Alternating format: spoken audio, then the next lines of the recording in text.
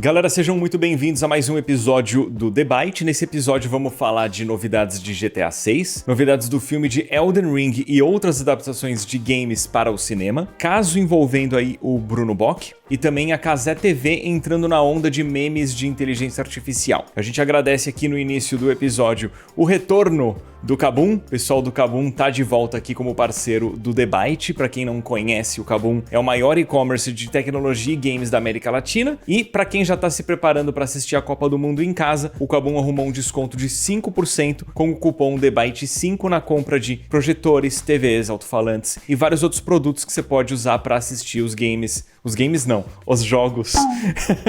Os jogos, eu li jogos ali, a mente já. Games, os jogos da seleção com máxima qualidade. O cupom, ó, TheByte5, tá valendo, tem QR Code na tela e link na descrição também. Bora pro episódio.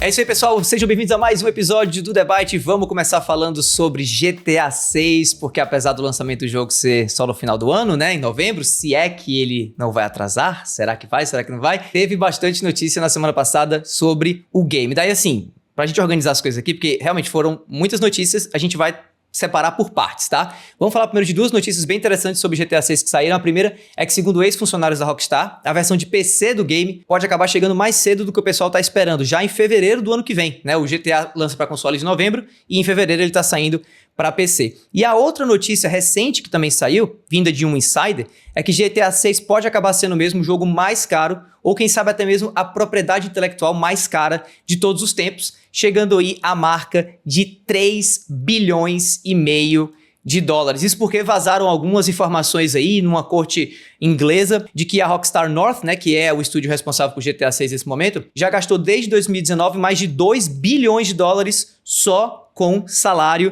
dos seus funcionários. Pelo menos isso, né? Que bom que estão pagando bem aí a galera da Rockstar para fazer GTA. Edu, como é que tá a tua expectativa atualmente para GTA 6, já que faz um pouquinho de tempo que a gente não conversa sobre o jogo em si? E na tua visão como criador de conteúdo, muda muito essa notícia de que GTA 6 para PC pode acabar saindo mais cedo do que o normal? Em relação à expectativa, eu sigo empolgado para jogar o game. Acho que vai ser um jogo divertido, interessante, que vai me prender do início ao fim, como diversos outros GTA já me prenderam.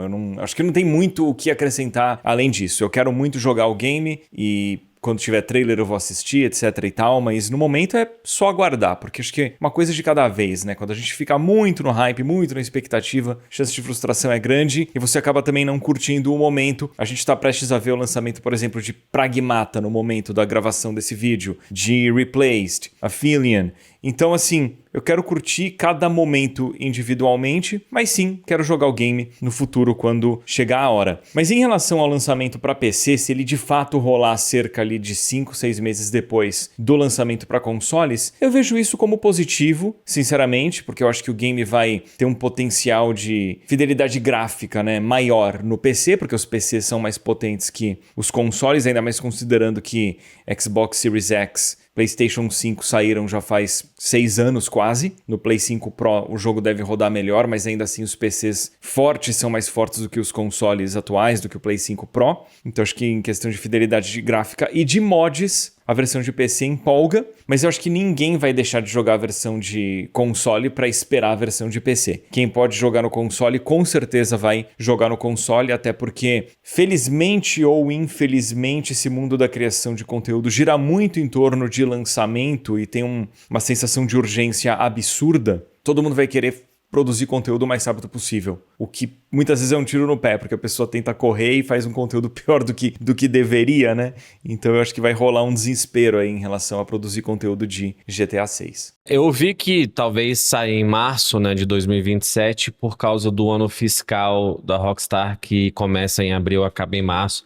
E às vezes a gente fala esses negócios de ano fiscal e é difícil subestimar o quanto isso de fato tem impacto. Recentemente até falaram comigo de uma publisher grande, falaram tipo, pô, eu tô com um orçamento aqui de X números de dólares, né, milhares de dólares, que se a gente não usar, a gente vai perder. Então tem alguns streamers que querem fazer alguma campanha do jogo e tal, porque não é algo benéfico quando você não utiliza um orçamento do ano fiscal. Me lembro na própria Mixer, tinha a época da Microsoft, tinha a época que o pessoal ficava fazendo incentivos, porque a Microsoft, por exemplo, encararia como uma falta de planejamento. E nesse caso, eu acho que a Rockstar quer mais faturamento para ficar mais bonito nas planilhas deles, mais dinheiro ainda vendendo no PC. Até fico curioso, e os pessoal dos comentários, né, comentar se acham que vai ter um impacto significante, assim, as vendas do PC, se forem só, sei lá, 4 meses depois do console. Porque a gente fica aqui batendo nessa mesma tecla, né, que vai reverberar pela indústria de games e vai no aumento de venda de consoles e tal. Então você realmente acha, Edu, que ninguém vai esperar, né? Porque eu também acho que não, porque eu fico curioso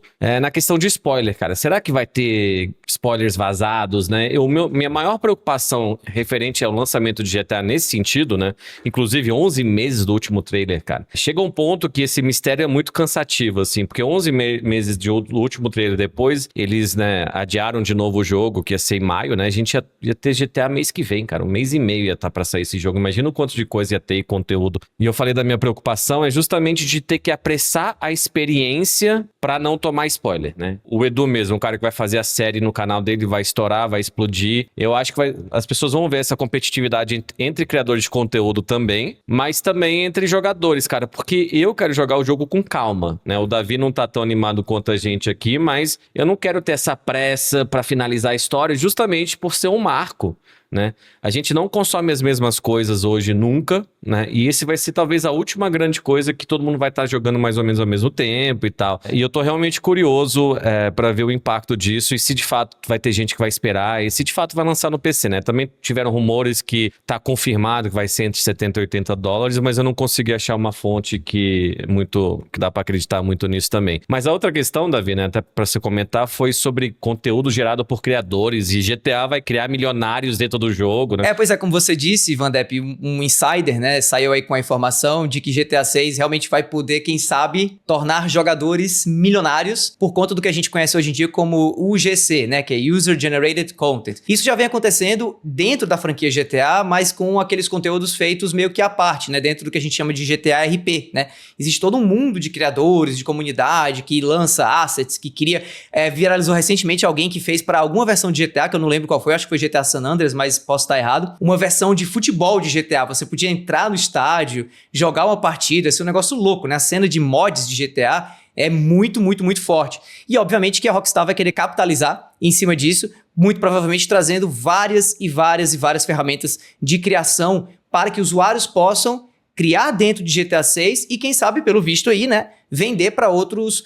usuários. Vocês acham que isso pode gerar algum tipo de problema? Eu lembro que a Blizzard já tentou fazer algo parecido com o Diablo, né? Criando realmente uma espécie de leilão dentro de Diablo, acredito que Diablo 3, se não me engano, e não deu muito certo, porque a galera começou a avacalhar. Vocês acham que um jogo importante como é GTA 6 e uma empresa como é o caso da Rockstar, como é o caso da Take-Two, que o jogo é a sua galinha dos ovos de ouro, vocês acham que isso não é muito arriscado, assim, abrir para GTA 6 ter um marketplace de venda de produtos? Será que muita gente não pode acabar usando esse marketplace para alguma coisa negativa? Ou vocês acham que isso talvez seja exagero da minha parte? Assim, a Rockstar vai pensar em mecanismos de segurança para garantir que nada de errado aconteça com a propriedade intelectual deles na figura de GTA 6? Eu acho que isso exige muita moderação, muito controle. Lembrando que o Diablo 3 que você mencionou, é 2012 que ele sai, se eu bem me lembro. E a questão dos leilões deu problema, tanto que eles tiveram que atualizar o game e tal. Estamos falando agora, 14 anos depois, a gente tem muito mais restrição via legislação mesmo e por próprio bom senso dos usuários. Então, se a Rockstar pretende realmente colocar algum sistema de monetização dentro do jogo, esse sistema vai ser mais robusto, até para o game não receber ainda mais restrições de vendas, porque com certeza vai ser um jogo para maior de idade. E aí, isso por inúmeros motivos.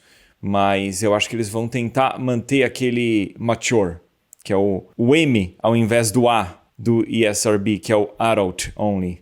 Adults Only é diferente do mature. O Adults Only você não pode nem colocar a venda na loja, porque a criança não pode ver que aquilo existe à venda, entende? E isso aí em países tipo a Austrália e a Alemanha pode dar até proibição de venda. Então eu acho que eles vão tomar bastante cuidado por causa da resistência do público e de legislação. Eu acho que essa questão de criar milionários dentro do jogo, eu não sei se é verdade ou como isso funcionaria o mercado em si. Eu vi que eles estão sim contratando pessoas que têm experiência em Roblox e Fortnite. Isso é uma notícia confirmada. Eles estão indo atrás de pessoas para entender mais esse mundo, até inclusive para o pós-lançamento depois do GTA 6 Online, né? Que eu acho que é aí que a Rockstar quer fazer dinheiro, cara. Mas essa questão de, né, usuários ganharem dinheiro, e eu não sei se eles vão vender coisas, eu acho que abre as portas para muita mutreta, para muita coisa negativa, para muito esquema, para muito golpe. Imagina, tem gente dando golpe dentro do GTA 6, não sei. Eu não acho que talvez tenha um incentivo assim. Eu acho que as pessoas vão ganhar dinheiro, o criador de conteúdo. O Edu vai ganhar um dinheirinho bom, porque os vídeos vão monetizar bem lá, né? Inclusive, Edu, os vídeos de GTA V todos estão monetizados, né? Não tem vídeo que é desmonetizado por causa de violência, né? Como que tá esse momento do YouTube nisso? Depende do conteúdo, né? Porque um conteúdo no YouTube, por mais que o jogo seja para mais 18, não significa que o conteúdo do vídeo é mais 18. Né? Então, por exemplo, GTA, Resident Evil, Dead Rising, The Last of Us, são games que tem trechos que são para mais 18, mas tem trechos que não cai no mais 18 de como o YouTube enxerga aquele conteúdo. Então, eu acho que vai depender mais do episódio. Porque se tiver um episódio, por exemplo, a cena de tortura que a gente tem no GTA V, aquilo dá restrição de idade e restrição de monetização. Mas se você jogar o GTA 6 sem entrar nos clubes de striptease, se você pegar leve no quanto que você comete de violência, você consegue para dentro de como o YouTube monetiza e aplica ou não restrição de idade, você consegue monetizar o conteúdo. Eu imagino que com a minha série do GTA 6 que eu vou fazer, vai ser que nem foi com God of War, com Dead Rising, com inúmeros Resident Evil. Alguns vídeos vão monetizar, outros não, e tá tudo bem com isso, sabe? Você pensa em cortar alguma coisa, não da história, evidentemente, mas, por exemplo, você não vai ter uma experiência que muita gente vai ter, que é ouvir rádio, né, dirigindo. Eu tô muito curioso por essa ótica, assim, mas você vai jogar o jogo com a rádio desligada, né, basicamente, ou não? Sim, para evitar problema de que eu considero um abuso do sistema do Content ID, né? Que é um abuso legal, porque as gravadoras têm o direito disso, de, sei lá, eu dirigir 30 segundos com uma trilha de fundo, o vídeo de 1 hora perde completamente a monetização que seria gerada para mim, a monetização vai para gravadora detentora daquela música que tocou por 30 segundos. Eu discordo disso, então eu vou provavelmente deixar a rádio desligada. Mas em conteúdo do vídeo em si, eu só censuraria, e aí no sentido é fazer um mosaico, alguma tarja preta, conteúdo de nudez ou violência extrema que não são permitidos pelas diretrizes do YouTube, das diretrizes da comunidade, mas que não são permitidos mesmo. Que se a questão é restrição de idade, eu tô ok com isso. Mas se a questão é tipo, não pode, vai dar um strike, daí eu preciso censurar. Mas é isso, porque assim, meu público também é 3% menor de idade, sabe? Eu não tenho problema de restringir o vídeo. Eu teria menos problema ainda se o YouTube tivesse um sistema de monetização mais robusto, que a restrição de idade não limitasse tanto a monetização. Tem melhorado nesse sentido, deveria melhorar mais. Mas é isso. Fala, Davi. Eu honestamente acho muito difícil, muito improvável, inclusive, a Rockstar não tá pensando em desenvolver e lançar já com o jogo, né, GTA 6, antes de esperar até o GTA Online, uma série de ferramentas para ajudar exatamente pessoas como você, do tipo assim, gente que vai gravar conteúdo sobre o jogo, gente que vai streamar principalmente, até porque, como a gente mesmo comentou aqui, GTA 6 está sendo desenvolvido para ser lançado em 2026, né, e os últimos jogos da Rockstar, da franquia GTA, são bem mais antigos, de uma época que não havia esse mercado de criação de conteúdo como ele tá hoje. Então, assim, não acho assim, difícil, acho provável, inclusive, da gente ter uma rádio específica para você poder ouvir sem dar problema de Content ID. Acho que vai ter ferramenta de moderação de conteúdo para, enquanto a pessoa está jogando, ela não precisar depois adicionar um quadriculado, alguma cena borrada. A gente teve, inclusive, jogos lançando no Nintendo Switch, né, com esse tipo de função. Inclusive, se eu não me engano, foi o Dispatch que saiu pro Nintendo Switch com as tarjas pretas da função de moderação de conteúdo ativadas meio que de padrão, assim, né, meio que default. E eu acho que coisas desse tipo poderão estar presentes no GTA 6, porque eu acredito que a Rockstar entende que muito do que ela vai acessar novos públicos e fazer um dinheiro doido para a internet afora, vai vir através de criadores de conteúdo. Então eu acredito que tudo que ela puder fazer para ajudar a vida do criador de conteúdo, eu imagino, né, pensando que a Rockstar não é uma empresa boba, é uma empresa inteligente que entende o mercado que ela está trabalhando hoje em dia, eles vão fazer. Vocês acham que vai acontecer algo assim ou vocês acham que vai ser a mesma coisa de sempre? Eu queria só fazer uma observação também que acrescenta ao teu ponto, Davi. Uma coisa importante de mencionar também é que hoje em dia o YouTube indica muito melhor o que pode e o que não pode, tanto pelas políticas, diretrizes da comunidade escritas, quanto pela forma como aparece uma restrição de idade no vídeo. Porque antes você recebia restrição de idade, você não sabia nem o que aconteceu, por que aconteceu, ele não justificava nada. Hoje em dia, se um vídeo recebe uma restrição de idade, você consegue ver o trecho que causou a restrição e tomar a decisão ou não de censurar aquele trecho. E o YouTube tem a ferramenta de você mesmo censurar. Então, se um vídeo meu recebe restrição de idade, o que acontece de vez em quando, é normal, eu vou e olho. Aí eu penso, putz, será que isso aqui é essencial para preservar a experiência de gameplay? Ou tudo bem eu censurar? Aí, tipo, se eu quiser preservar a experiência de gameplay, eu não faço nada, fica restrição. Ou eu posso censurar, aí a versão editada o YouTube revisa e libera de volta o conteúdo para todo mundo poder assistir e a monetização plena. É até curioso você falar isso, né? Porque o GTA V sai em 2013 e o YouTube é de 2005, né? E as pessoas monetizavam vídeos no YouTube, sei lá, 2009, 2010 mesmo, assim, né? A Machinima, que a gente falou, o Edu entrou na Machinima, acho que foi começo de 2011. Também entrei no final, né? Você, inclusive, me recrutou na época. Você tava em alguma network em 2013? Na Machinima. Eu entrei na Machinima no meio de 2011 e eu fiquei com a Machinima até o meio de 2014. É, porque as networks do YouTube, até nessa época, existiam para te blindar de certas coisas, mas elas acabavam não fazendo muita coisa, né? A própria Machinima, por muito tempo, acabou sendo status, né? Eu trabalhei lá depois também, eu percebi isso, que não tinha uma blindagem nem nada. Mas até no ponto do Davi, até pra gente finalizar o assunto, eu não sei se talvez tenha uma rádio genérica de música sem copyright, entendeu? Eu não combina com o GTA. O GTA teve sempre tanto esse impacto cultural, inclusive nas músicas. Tem gente que, sei lá, definiu o seu estilo de música ouvindo as rádios San Andreas. Eu me lembro a primeira vez que eu ouvi a música do Rod Stewart, Young Turks e tal, e dirigindo à noite. Então eu não consigo imaginar eles tendo umas músicas bem genéricas assim. Mas às vezes eles podiam fazer uns acordos com as gravadoras, né? Desde que a gente cobre esse gasto, ou desde que alguma coisa assim. Mas existem jogos que tem streamer mode, né? Isso existe. Eu vou dar um exemplo. O Life is Strange Reunion agora é um que eu preservei a trilha sonora que eu achava importantíssimo e sabia que não ia conseguir monetizar todos os vídeos. No Double Exposure, quando eu recebi a chave do jogo, o pessoal junto falou, olha, a gente adquiriu os direitos para vocês poderem monetizar a trilha licenciada. Então, o Double Exposure, eu consegui monetizar todos os vídeos mantendo a trilha sonora original. Original e licenciada, no caso, né? Eu acho que a Rockstar deveria estar pensando em criação de conteúdo. É outro mundo agora, né? Na época, eu acho que lançaram o GTA V sem nem imaginar também o impacto que aqueles vídeos teriam no jogo e tal. Uhum. Mas eles podiam pensar nisso, né? Até porque, de novo, eles compraram a 5M, né? Vai ter coisa de RP. Eles estão pensando em criação de conteúdo. Então, sei lá, cara, eles vão ganhar tanto dinheiro que eles podiam cobrir esses gastos. E assim, para artistas, eu imagino estar no GTA 6 muda a vida, né? É impressionante. Assim, as músicas ficam lá por anos, às vezes as licenças caem e tal, mas assim, eu acho que todo artista gostaria de ter uma música no GTA, porque não tem marketing nesse nível, sabe? E assim, até eu falei que joguei o GTA V, você vê que às vezes você vai começar uma missão e começa naquela rádio com aquela música, então eu imagino que a Rockstar prometa, ó, você vai ter garantia da exposição nessa missão, desse jeito. E às vezes, cara, as músicas ficam tocando abaixo do diálogo, né? Então, não sei se tem como desligar e tal. Acho que vai ser interessante eles navegarem isso. Mas tá na hora da gente ter mais notícias, gente. Por favor, Rockstar. Vamos começar essa campanha de marketing aí que tá meio chato. Isso aí sobre a trilha, eu queria complementar muito rapidamente que, assim, Imagina, sei lá, meu início de gameplay do GTA 6 vai dar, não sei, 2, 3 milhões de views. Se eu tivesse a liberdade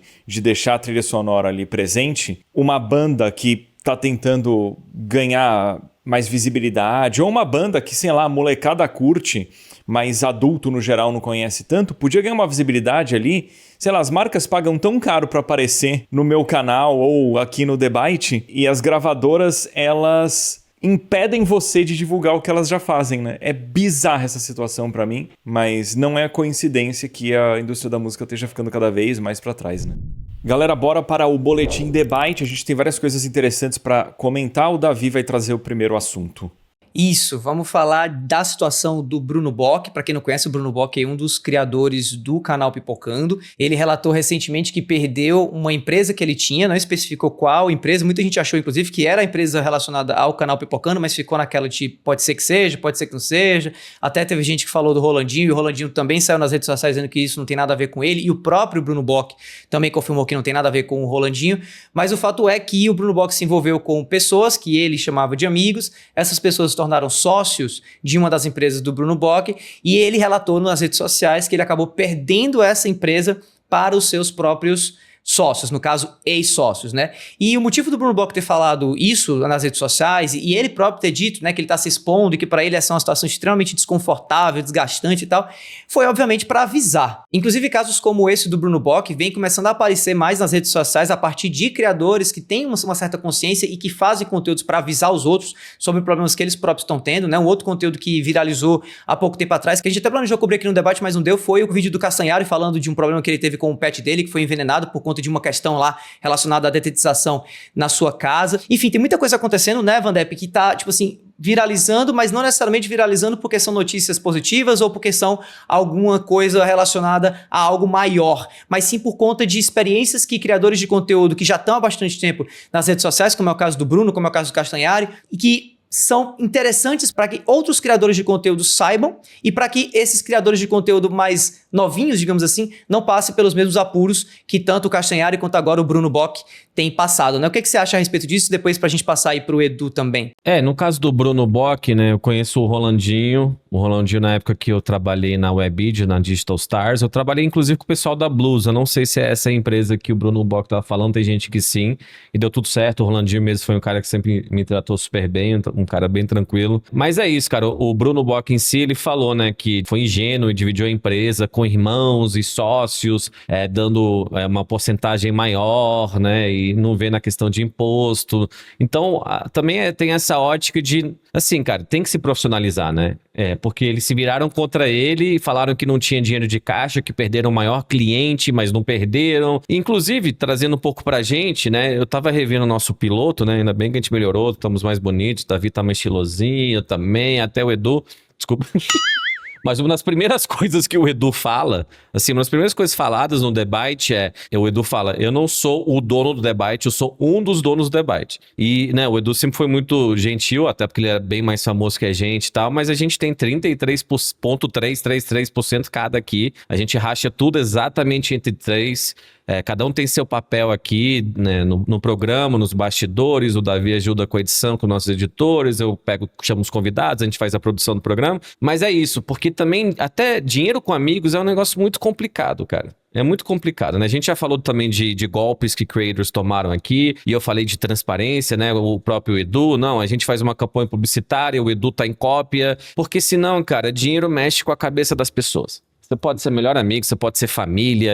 Quantas vezes a gente já viu pais roubando de filhos, né? Teve o caso da Larissa Manoela no passado, que na época talvez era a maior influenciadora do Brasil, e ela acusou os pais, né, de terem desviado dinheiro. Eu conheço creators que tiveram amigos, que trabalharam com eles, que desviaram dinheiro, e muita gente é agenciada por amigo, pela tia, pela namorada, pelo namorado, pelo irmão, e assim, tem que se profissionalizar, sabe? Então, o caso do Bruno Bock mesmo, pelo que ele falou, foi da pandemia, né? Então foi até um pouco depois de que a gente, né, trabalhei na Digital Stores, eu lidei com o pessoal lá. Eu acho que você tem que tomar muito cuidado, mas também essa questão das redes sociais, né? Não sei se isso vai resolver o caso do Bruno, assim. Eu já falei essa história inúmeras vezes, mas na pior semana da minha vida, que quando eu fui assaltado, os caras entraram nas minhas contas bancárias, fizeram empréstimos, desvios, quem me salvou foram as redes sociais e, claro, com os meus amigos aqui, eu me lembro que o Funk retweetou, todo mundo divulgou, o próprio Edu. E, então o poder das redes sociais é enorme, porque isso também tem um efeito para outras pessoas. Eu me lembro na época que outras pessoas tinham sido assaltadas, que estavam há meses esperando os bancos resolverem isso.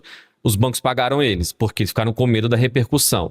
Então, essas empresas e essas pessoas, no geral, que dão golpes, tem que ter medo, né? E é bom ter um bom advogado. É bom você ter um advogado para alguém vai te difamar, né? A gente teve até o caso do Selbit, que um pouco antes da nossa gravação, ele revelou que ganhou um processo contra uma pessoa que tinha acusado ele de algo. A gente não precisa entrar nos específicos. Mas, assim, a lição é se profissionalize. E se você precisar também das redes sociais fazer um aviso, né? Você falou do caso do Castanhari. O Castanhari perdeu o gato dele porque uma empresa que dedetizou a casa dele falou que os gatos podiam voltar em 5 horas, eu acho que eram 48 horas, entendeu? Então o Castanhari não fez algo pra ter o gato dele de volta porque não tem. E vocês dois que têm gato, vocês sabem, pet é família. Não tem quase coisa mais importante que nossos pets. Então você vê que ele tava muito ferido. Mas é pra conscientizar, né? Então tem gente que talvez estava pensando em fazer uma dedetização que agora... Não, calma aí, eu tenho pet, eu acho que não vale a pena, sabe? Então, é o poder das redes sociais pra bem.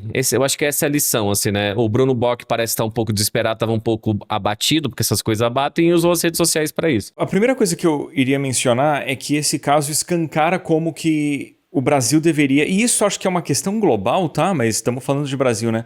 O Brasil deveria fornecer mais educação financeira, mais educação em termos de administração de empresas também. Porque, cara, são conhecimentos básicos que as pessoas deveriam ter. Se você tem mais de 50% de uma empresa, você passa a controlar aquela empresa, sua decisão basta e acabou, a menos que no contrato social você tenha alguma coisa que impeça você de tomar decisões. E isso me mostra como que online é muito fácil a gente julgar. E aqui eu não acho que é o caso do Bruno, eu não acho que a gente tem motivos para desconfiar do Bruno, mas... As pessoas escutam o lado dele da história, aceitam como verdade sem ouvir os outros envolvidos. E eu, como alguém que já fui acusado de inúmeras mentiras, sei que é importante ouvir todos os lados envolvidos. Tá? E nisso eu ainda menciono que faz falta um jornalismo de qualidade nos dias de hoje, em que apuravam informação, ouviam os envolvidos e aí sim reportavam, né? Porque hoje a gente acaba dependendo às vezes de canal de opinião, e eu, como sendo alvo de canais de opinião, sei o quão mal eles são preparados para expor as coisas que eles expõem, né? Então, nesse meio, assim, eu só diria que é muito legal que o Bruno tenha aberto os fatos. Eu não tô desconfiando dele, porque eu acho que ele não teria motivos para estar trazendo isso à tona, se não fosse simplesmente de alertar as pessoas de que elas precisam de mais educação financeira e aprender sobre administração de empresas. E eu espero que isso abra os olhos das pessoas para elas se informarem melhor e também buscarem uma consultoria com, seja um advogado, um contador, na hora que for lidar com papelada, né? Inclusive, do meu lado, hoje em dia, algo que eu faço, assim, eu documento absolutamente tudo. Recentemente eu comprei um carro, cara, tá tudo escaneado, tudo digitalizado, organizado. Questão de contabilidade da minha empresa, tem despesa de empresa, na hora eu escaneio, já envio para a contabilidade. Fechou contrato, tenho tudo arquivado, porque depois, facinho de dar problema, se você não consegue organizar suas coisas. Mas tem que aprender também a questão de administração de empresa, contabilidade, para não entrar em furada, como foi esse caso aí do Bruno. Outro caso, vale lembrar, vocês mencionaram o Selbit, o Muca também, né? Passou por caso de ser acusado de mentiras e tal, levou para a justiça, ganhou. Acho que era válido mencionar. Davi, manda. Não, então, e o motivo disso ser um tipo de conteúdo que hoje em dia está sendo tão veiculado nas redes sociais e viralizando e tudo mais, é porque a criação de conteúdo ela tem avançado a nível de profissionalismo, a nível de relevância. Os influenciadores digitais são as novas celebridades hoje em dia. Você vê, por exemplo, aí, né, o caso do Neymar dentro do YouTube, com seu canal do YouTube já fazendo aí 3 semanas que tá postando um vídeo por semana e tal. E o cara é jogador de futebol, celebridade, mas agora também tá dando um anticriador de conteúdo. E o motivo é bem óbvio, né? Ele quer também controlar um pouco a narrativa daquilo que dizem a respeito dele ou das coisas que imputam a ele e que ele ali no canal do YouTube dele tenta relativizar, tenta mostrar o lado dele e por aí vai. Então, isso que o Bruno fez, isso que o Castanhari fez nessa tentativa de conscientizar, e no caso, tanto do Castanhari quanto do Bruno, tendo cuidado para não necessariamente expor as pessoas, né? Obviamente que o Tribunal das Redes Sociais já vai atrás de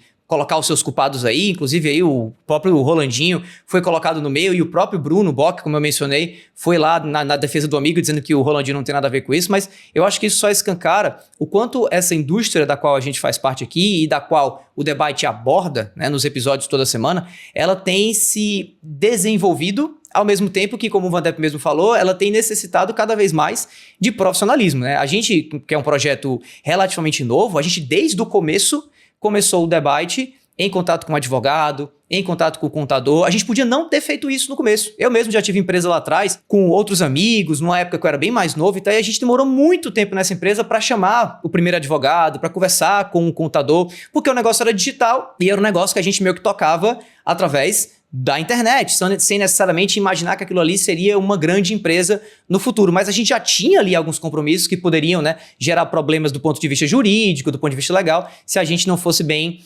assessorado. Então, foi muito interessante que no começo do debate, talvez pelo fato de nós aqui sermos 3 pessoas maduras, né, a gente já pensou desde o início em trazer exatamente o maior nível de organização possível para que a nossa empresa tenha começado sempre, digamos assim, da maneira correta desde o início. Deixando, claro, né, destacar que isso não é necessariamente barato, né? Então tem muita gente que acaba deixando esses custos com a parte contábil, com a parte jurídica, para depois, porque isso é um pouco caro. Mas, ao mesmo tempo, é verdade, eu conheço, inclusive, algumas pessoas aqui em Fortaleza e em outros estados que já estão fazendo isso, a gente já está começando a ver também surgirem contadores especializados em criação de conteúdo, advogados especializados em direito digital, em direito relacionado à criação de conteúdo também.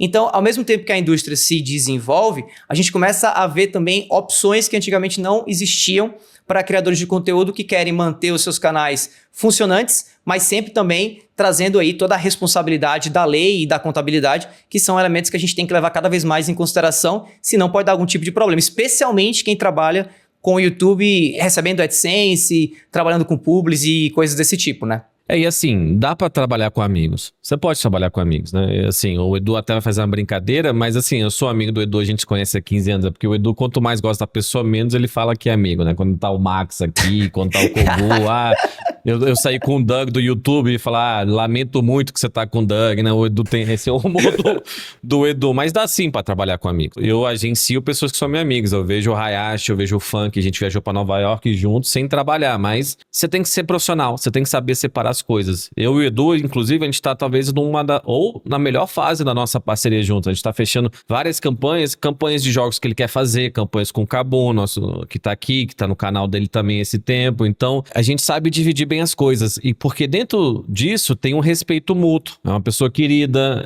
você quer trabalhar pra pessoa, com a pessoa. Mas assim, dinheiro é foda. Dinheiro é foda. Então, quando você tá começando e você acha que as pessoas são suas amigas, você não pode confiar totalmente, né? O Bruno mesmo, o Bruno Bock, ele disse que tava com vergonha. Pessoas que tomam golpes, né, ficam com vergonha do golpe. Muita gente não reporta um golpe porque fui burro demais, não sei o que, seja de um amigo, seja de um sócio, seja, né, de caiu e clicou no link de SMS, assim, né, que muitos desses são feitos pra te enganar mesmo e pra você cair sem perceber muito. Mas dá pra trabalhar com amigos. Mas assim, trazendo essa ótica, eu sinto que creators, influencers acabam sendo um pouco ingênuos e vulneráveis. E aí até com agências de talento que trabalham, né? Por isso que eu sempre falo muito de transparência.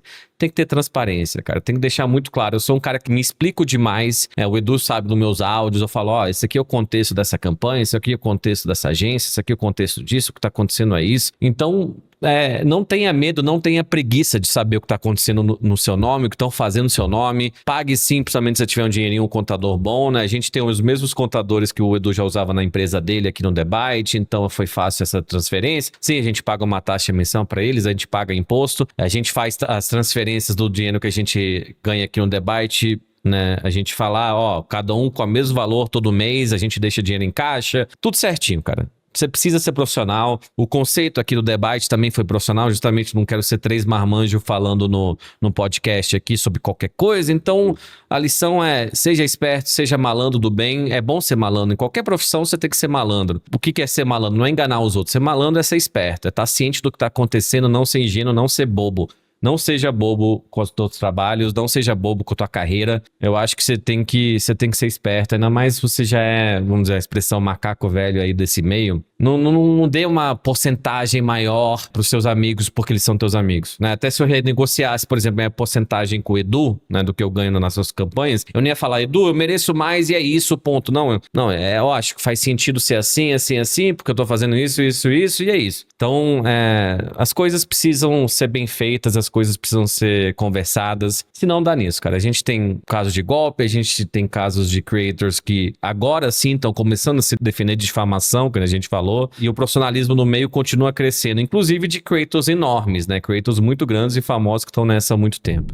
Vamos sair aí do mundo da criação de conteúdo, vamos falar um pouquinho de mídia, mais especificamente de novela. Sim, novela no The Byte, mas não qualquer tipo de novela, novela de fruta. Gente, vocês estão acompanhando novela de fruta? O tomatinho, o abacatudo? Eu pergunto porque tem gente grande que tá usando o meme aí pra divulgar conteúdo, né, Vandep? Como é que tá essa história aí? Como é que você recebeu a informação de que o abacatudo tá viralizando? Não, pra quem não sabe, tô viralizando umas novelas de tomate no TikTok. Enfim, não vou entrar sobre inteligência artificial, o povo já tá cansado, o povo vai desligar aqui, mas assim... não sei nem o que falar, cara, de verdade, assim, eu acho que um termo que eu vi sendo usado é meio animalesco, assim, as pessoas parecem que estão, olha que engraçado, uns tomates aí, que não tem profundidade, não tem nada, não é nem engraçado esses tomates, assim. Parece tudo mais estimulado, fragmentado, assim, mas é uma queda de qualidade de entretenimento, e tudo bem, entretenimento pode ser bobíssimo, ele não tem que te ensinar algo, pelo contrário, tem que te entreter. Eu acho que é a materialização da mente das pessoas, assim, hoje em dia, cara. Qualquer estímulo, você fica meio preso, meio zumbi. Parece ser aquele filme WALL-E, não sei se já viram aquele filme WALL-E, eu acho que é da Pixar, que o povo tá sentado numa cadeira e tem uma tela na frente, eles super distraídos, fora de forma, não sei, tipo... Mas assim, não é elaborado, não é filtrado. Se você consome isso, eu acho que teu cérebro tá frito. E eu tô fazendo um julgamento que talvez eu não deveria fazer, né? Mas é muito estímulo e resposta, assim. Nossa, que engraçado ouvir gente falando, não, saiu a nova novela, o episódio 8, não me dá spoiler do episódio 8 da novela de tomate. Pô, não é nem escrito por um ser humano e feito por IA, é um negócio totalmente aleatório. Não é engraçado, não é nada. Não é nada, exato, isso que eu tô falando. As coisas bobas, eu tenho humor bem bobo, inclusive, assim, e eu não tô aqui pra dar lição de moral nas pessoas, isso que bem claro. Inclusive, quando eu falo de IA, ChatGPT, assim, a moralidade é um espectro, cada um tem o seu próprio, mas assim, eu acho que é simbólico dos dias de hoje, é simbólico das pessoas ficando mais burras, de sendo estimuladas, de dopamina, de ver um negócio, uns tomatezinhos lá, nossa, o tomate brigou com a mãe e não sei o que, tipo assim, se fosse um desenho dos tomates no Cartoon Network, assim, uma coisa pensada por trás, beleza, mas assim, não é, cara, e assim, as coisas têm que ser escritas e tem que ter um conceito por trás que faça sentido, mas assim, pelo amor de Deus, cara, assim, o que tá acontecendo com o planeta e só eu tô vendo isso? Não, eu sei que não sou eu, porque eu acho que vai ter gente que concorda, mas assim, não sei, cara, eu já comecei a ficar irritado, então vou passar a bola pra vocês aí, desculpa. O que mais me chama a atenção disso tudo, e em parte você meio que já falou, Vandep, é que assim, não tem sentido nenhum, né? Isso, na verdade, pra mim, é a evolução do brain rot, né? Eu lembro que lá atrás, né, fazendo assim agora um resgate lá, quando eu era mais novinho e tudo, algo que me chocou já muito, desde que eu era criança, foi quando eu comecei a ver o lance dos Teletubbies, né? Porque Teletubbies começou a aparecer na televisão quando eu já não era mais criança, né? Eu já era um adolescentezinho e tal, já não assistia mais nada muito infantil, além, é claro, dos desenhos animados da época que eu era criança mesmo, os ursinhos carinhosos quando apareciam, a gente, ali os Smurfs, né? Até hoje tem muito de nostalgia relacionada a esses desenhos, mas quando eu via o que a minha irmã mais nova, o que os meus primos mais novos estavam assistindo lá na TV Globinho e era um negócio lá do Teletubbies, eu ficava meio chocado do tipo, cara, qual é o propósito disso daqui, né? E se você for atrás de ver, Teletubbies, ele é um produto voltado para uma criança, né? Muito jovem mesmo. É o bebezinho, né? Que é o sol do Teletubbies. Ali é digamos assim, o público-alvo daquele tipo de produto, né? E hoje em dia, né, no mundo de rede social, no mundo de criação de IA, de essas animações meio malucas de YouTube, a versão atualizada do Teletubbies é o tal do Cocomelon, né? Só que se você compara Teletubbies a Cocomelon, cara, Teletubbies parece Shakespeare. A real é essa. Porque é tão bizarro o tipo de edição, de animação que é feito hoje para fritar o cérebro dessas crianças. E é claro que o propósito do desenho não é fritar o cérebro da criança, é manter a atenção, é engajar. Será que não é fritar o cérebro da criança? Desculpa te interromper. Eu acho que não é, porque eu acho que a proposta que favorece aos pais e mães que colocam as suas crianças ali na frente não é necessariamente, em curto prazo, trazer pioras para a condição daquela criança ali. Isso vem no médio e longo prazo. É manter a atenção daquela criança ali. Por isso que o pessoal hoje em dia associa muito o Netflix à nova chupeta, né? À nova babá. Né? Por que você antigamente tinha uma babá em casa? Porque antigamente você comprava chupeta para dar para criança, apesar de que a chupeta ia deixar a dentição da criança fragilizada e tal. Porque a chupeta e a babá faziam a criança se aquietar. É isso, até rimou, né? E hoje em dia quem faz isso é o Netflix. Quem faz isso são esses vídeos, né? E eu acho que a novela de fruta, ela não é para esse tipo de público, mas ela é uma evolução desse público que tá envelhecendo, mas que infelizmente não tá evoluindo mentalmente, cognitivamente, ou que tá buscando tipos de divertimentos que pra gente não faz o menor sentido, porque a gente, quando começou a amadurecer, a gente começou a buscar outras coisas. Eu mesmo comecei a assistir filme, hoje em dia eu sou apaixonado por cinema, mais ou menos a partir dos 15, 16 anos, né? E eu tenho certeza absoluta que tem muita gente de 15, 16, 17, 18, 19, 20, fissurado na novelinha da fruta, sem ali ter nenhum tipo de conteúdo, nenhum tipo de propósito, nenhum tipo de mensagem, sabe? E isso, cara, é um negócio que me deixa assim muito preocupado. E a gente já está começando a ver os reflexos disso com as notícias que saem a respeito, né, da comparação do nível de QI da geração Z com outras gerações anteriores e tal. Eu dou muita aula pra gente, geração Z, agora eu tô começando a dar aula pra geração Alpha, né, inclusive. E é muito bizarro você ver os efeitos práticos disso, reais disso, na sala de aula, na conversa com esses jovens. Por isso que eu costumo comentar muito que a geração Z, para mim,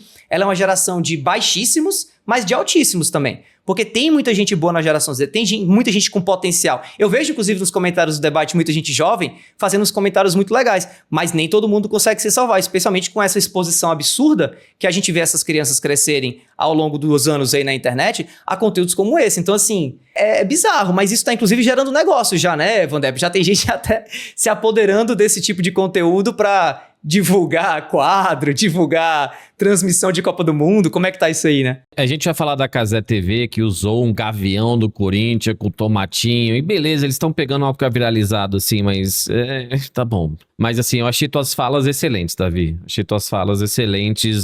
Lembrar do Cocomelo em comparação ao Teletubbies. Eu vi já crianças que os pais param de mostrar Cocomelo e o comportamento da criança se muda totalmente no geral, não só no momento. Porque o Cocomelo, pelo que eu me lembro, eles tinham cortes 1 a cada 2,5 segundos, assim, 2,5 segundos. É um negócio tum, tum, tum, tum, tum. E assim, cara, até falando de semiótica, teoria da comunicação, assim, existe embasamento. Eu estudei filmes do Aronofsky na faculdade, coisa assim. Não precisa, não é sobre, como eu estudei Aronofsky, não é isso. O Aronofsky nem é um diretor tão bom assim. Mas é você entender o que tá nas entrelinhas e não só ter um estímulo muito rápido e que frita teu cérebro, né? E você falou da geração Z, eu acho que a geração Z, no geral, é vítima. É vítima de pais da geração X, que tem pais boomers, na geração X tem pais boomers, a geração X, talvez eles compensaram demais, né? Pessoas, eu acho que acima de 45 anos e tal.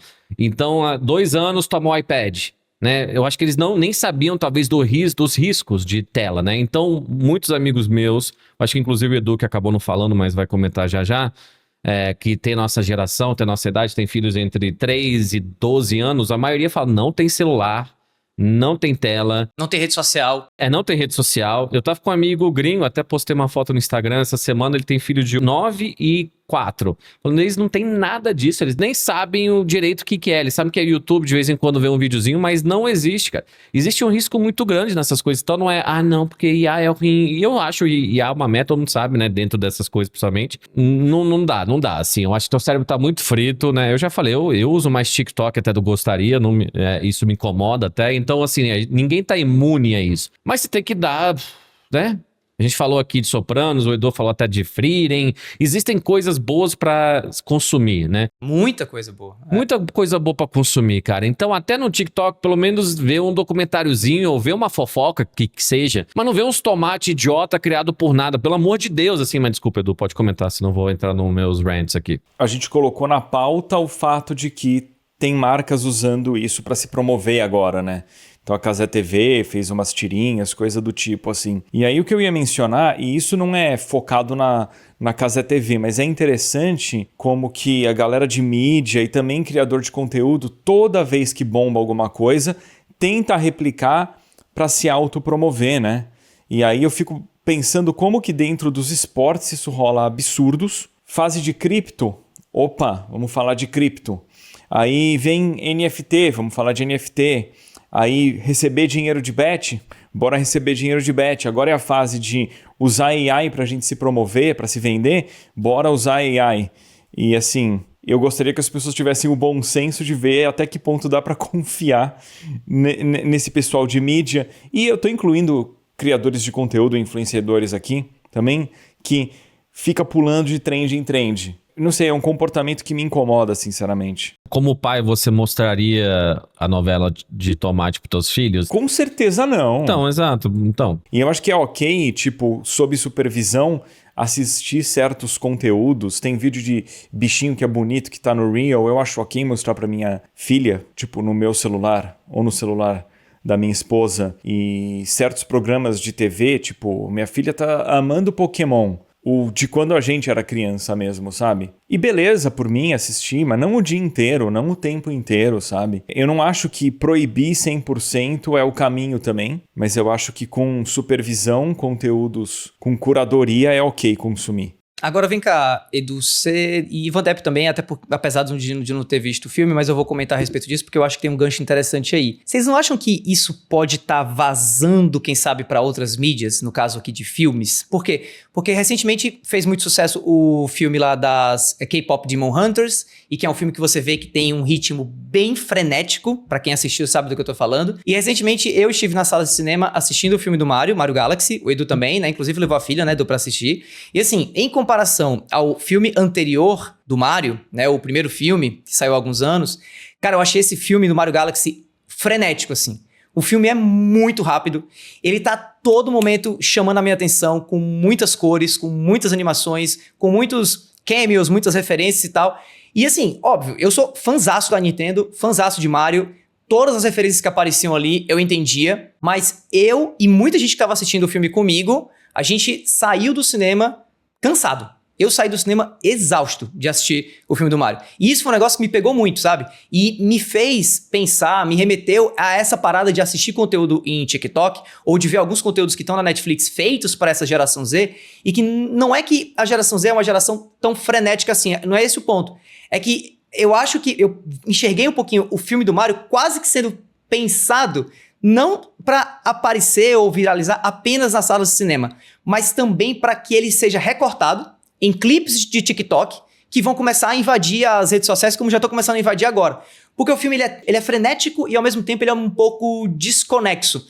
Eu achei a história muito mais diluída do que a história do primeiro filme. Apesar de eu ter gostado do filme, mas eu gostei muito mais por ser Nintendo, por ser Mario e por ter ali várias referências, inclusive a do Star Fox, que eu vou até comentar um pouquinho mais a respeito disso depois, do que necessariamente por conta da história. Você chegou a gostar do filme, né, Edu? Mas você gostou da história e do ritmo, inclusive, também? Ou foi de outros aspectos? É porque eu acho que a história nos dois filmes do Mario é um pano de fundo pra você ter easter eggs e coisas rolando dentro do universo do Mario com os personagens da Nintendo, né? Eu acho que a história ali não é o grande destaque, nem era o propósito. Eu entendo o que você tá falando. Eu quero assistir mais o filme do Mario Mario Galaxy, porque eu acho que é até injusto eu ficar comparando muito, porque o primeiro filme do Mario eu vi várias vezes. O Mario Galaxy, por enquanto, eu vi uma vez só. Mas eu entendo essa questão dele ser um filme mais frenético. Eu acho que isso deriva um pouco da história dela ter eventos em paralelo acontecendo. E talvez ela tenha sido pensada assim, se a gente colocar eventos em paralelo, a gente vai trocando de o que um grupo está fazendo para o outro e a história fica mais frenética. Talvez tenha sido algo que rolou uma engenharia ali mesmo para que isso acontecesse. Eu entendo o teu ponto.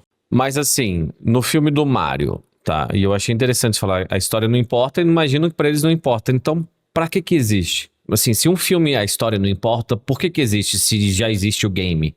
Que você vai jogar com aqueles personagens.